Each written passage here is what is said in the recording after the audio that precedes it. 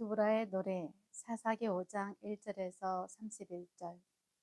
두브라는 전투의 승리를 기념하며 여호와의 위대하심을 선포하는 노래를 주도적으로 불렀습니다.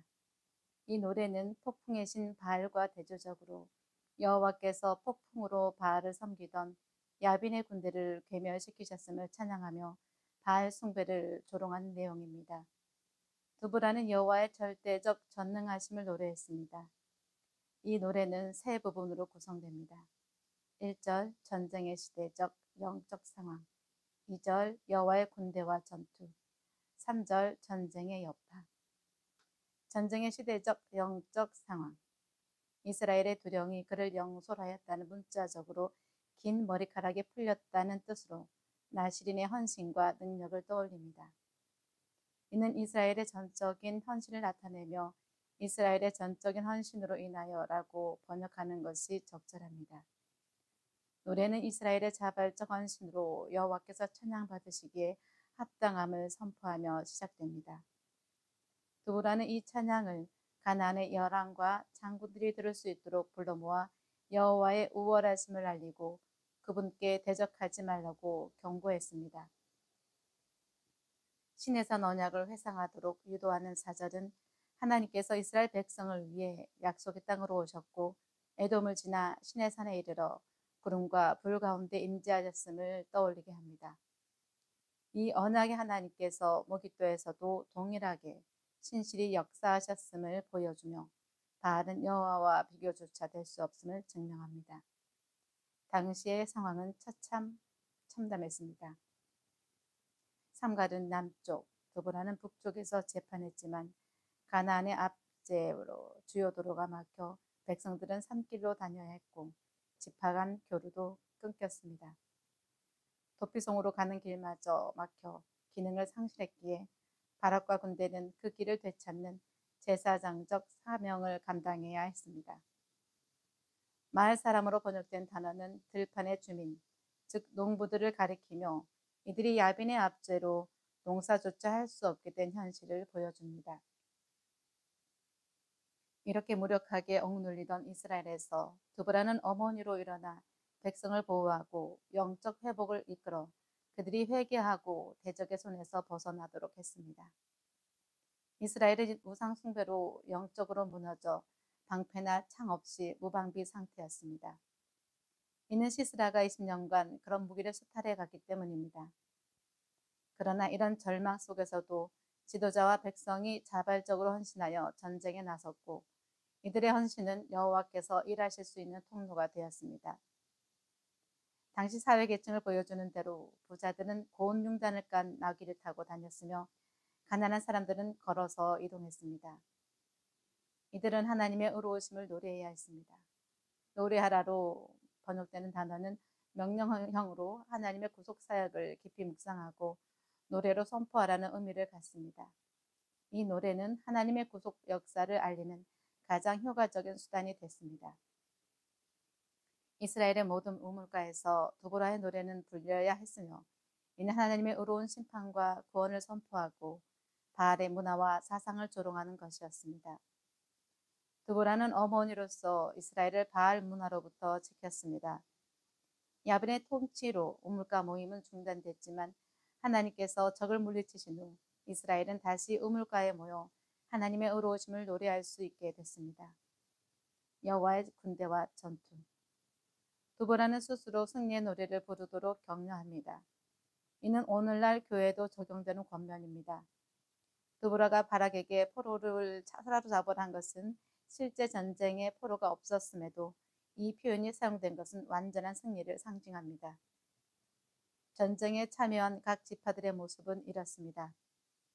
에브라임이 아말렉의 뿌리를 가졌다라는 표현은 명확하지 않지만 에브라임이 과거 아모리 쪽 산악지대에 자리 잡고 살았거나 한때 하나님의 대적이었던 자들이 은혜로 구원받아 이제는 하나님의 군대에 참여하게 되었다는 의미로 이해할 수 있습니다. 이처럼 하나님의 은혜를 입은 자들이 그분의 군대에 나서지 않을 이유는 없을 것입니다.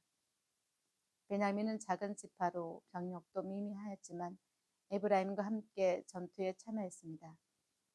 수가 적다고 하나님의 군대에 나설 수 없다는 변명은 통하지 않습니다. 마길은 요단강 동편 므낫세 지파 지역으로 그들도 군사 지도자를 파송하여 이 전투에 동참했습니다. 이는 다낙과 무깃도 지역이 그들의 차지로 주어졌지만 아직 점령하지 못했기 때문입니다.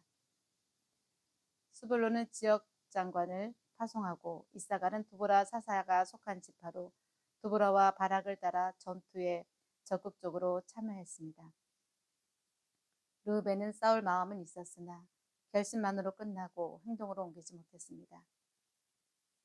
큰 결심과 화려한 언어는 실제 행동이 따르지 않으면 오히려 조롱거리가 될 뿐입니다. 적어도 다른 지파들은 무책임한 약속으로 때우지 않았습니다.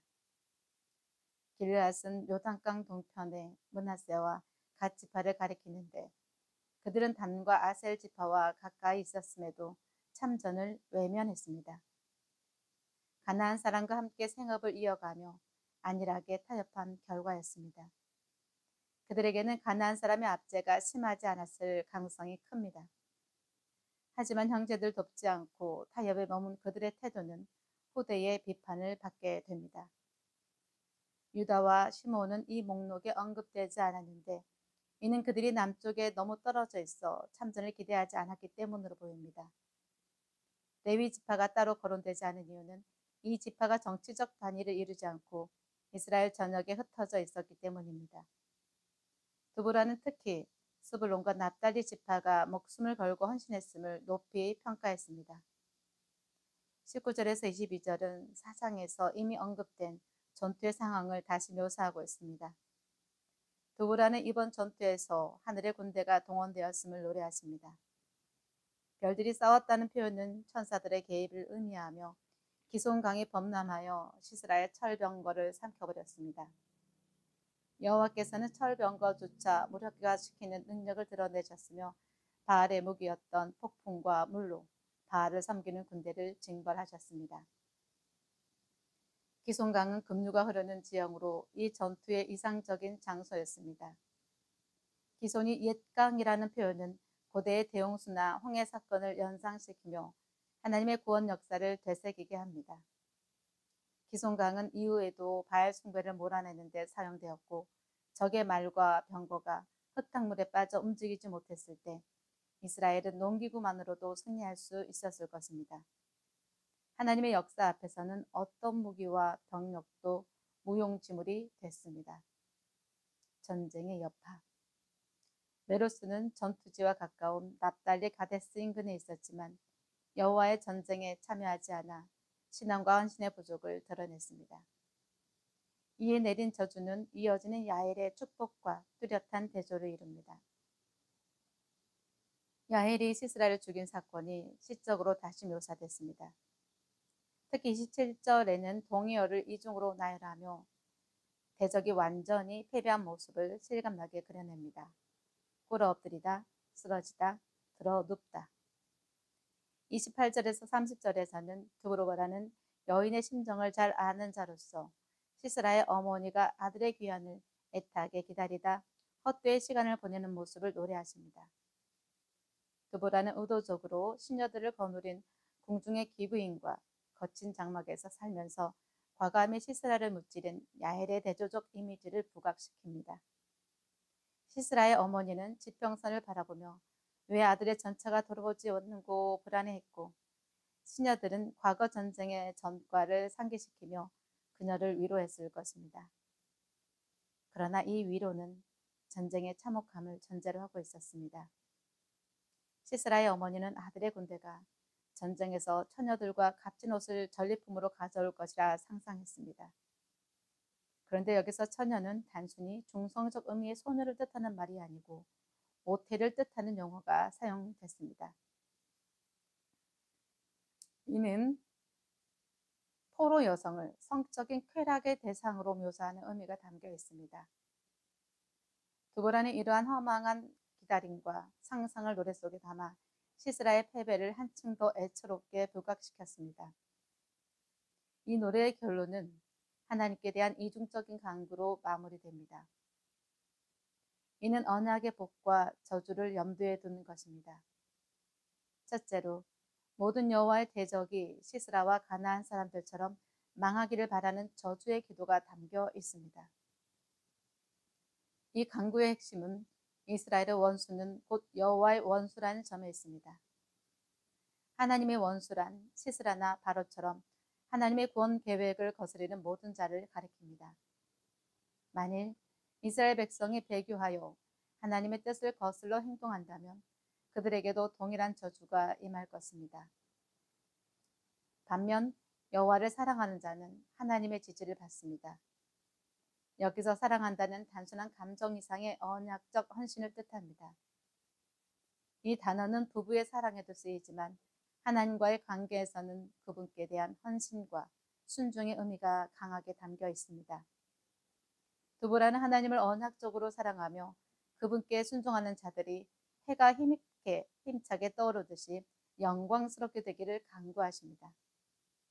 고대에는 해가 마차를 타고 하늘을 가로지르는 것으로 상상했는데 이 이미지를 시스라의 전차와 대조적으로 적용하여 하나님의 백성에게 승리가 보장됨을 강조한 것입니다.